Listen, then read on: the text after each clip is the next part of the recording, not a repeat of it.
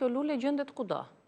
Është si bim zbukurimi dhe ka këtë të mirë. Ne nuk tham kot që emërtimi i saj është që kalendula lulezon në fillimet e çdo muaji. Kështu që edhe në dimër kjo lule na jep ato kupat e saj të mrekullueshme.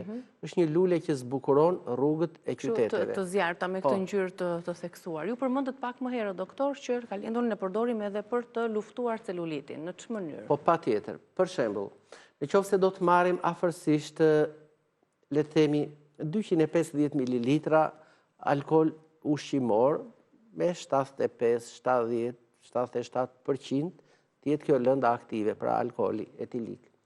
Të hedhim në të afërsisht, le të themi 20-25 gram nga këto petalet për çdo 100 ml alkooli që do të kemi. Mund të shtojmë në të dhe pak uthull molle dhe ajo përqindja e alkoolit filloj të na ulet dhe të shkoj deri në 60, 55-60.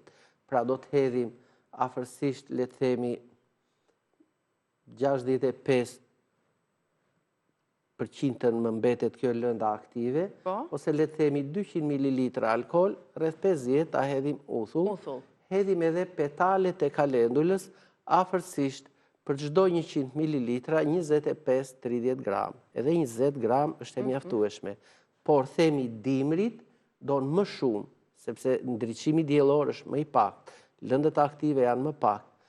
Maj qershori don më pak, sepse lëndët aktive tek kjo janë më të shumtat. Më kupton apo jo? Atëherë, mbas kësaj bëhet ai filtrimi dhe marrim nga ky ekstrakti dhe lyejm.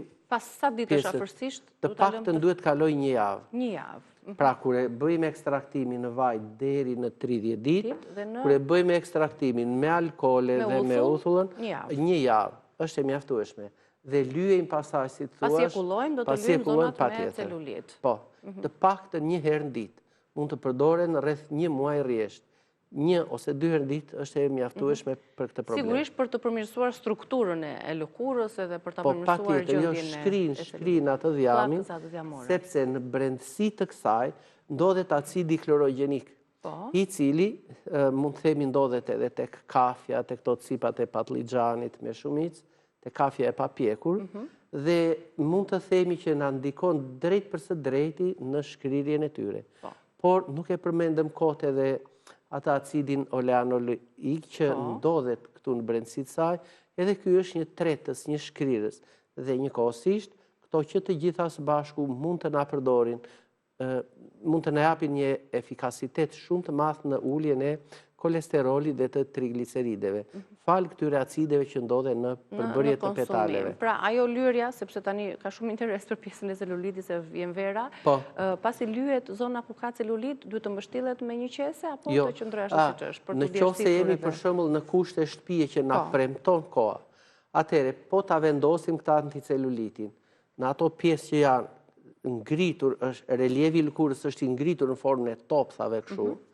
Atëre po t'i lyejmë, t'i mbështjellim me një plasmas nga ajo e kuzhinës dhe ta mbajmë atë rreth 4-5 orë, derisa ne të shikojmë nga poshtë që po pikojmë ujë, atëre është momenti kur kjo yndyra, ky dhjami tretet dhe shndrohet në ujë dhe në energji.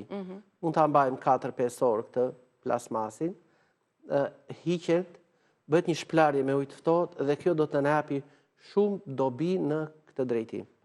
Ja një përzierje që mund ta përgatisni vetë në kushtet e shtëpisë, siç thamë edhe një herë 200 ml alkool etilik, 50 ml uthull dhe 20 apo 30 gram nga këto kupat me petale të kumakut apo të kalendulës. Po petale do të na bëhen afërsisht 50 gram, se thamë 20 gram për çdo 100 ml. Do t'i peshoni të gjitha dhe do ta përgatisni në kushtet e shtëpisë. Shumë interesante dhe të dhëna interesante në fakt për këtë bim të bukur. Do të shkëputemi për pak publicitet. Kam një pyetje më pas, doktor, në vend të vaj të bajameve, mund të përdoren dhe vajrat të tjerë bartës? Shkon kalendula? Patjetër, po. Kokos, vaj ulliri? Kokosi, vaj ullirit, edhe vaj lule dielli, por nëse është me vërtet vaj i prodhuar nga farat e lule diellit.